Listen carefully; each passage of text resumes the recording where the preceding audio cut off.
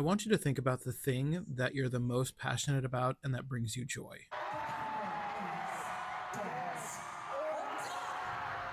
The goal of media literacy is to ask questions, to create interpretations, and then to find relationships and ways that we can apply that information. And the easiest way to do that is to follow the 5 W's: who, what, when, where, and why.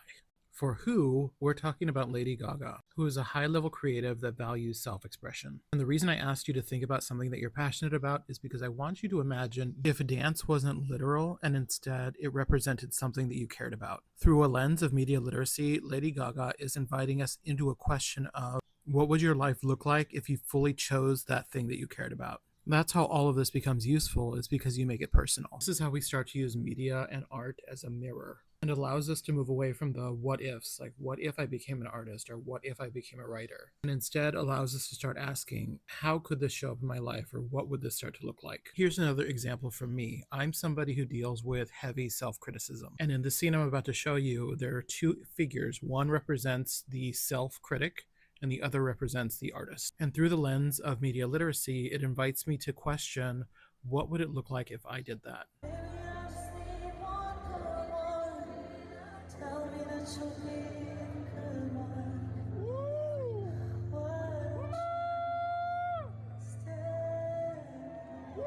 For some, the idea of embracing your inner critic as something good could be a completely new idea. And it could have taken artists like Lady Gaga years to reach that conclusion that she's sharing with us. So that's like a shortcut to an epiphany.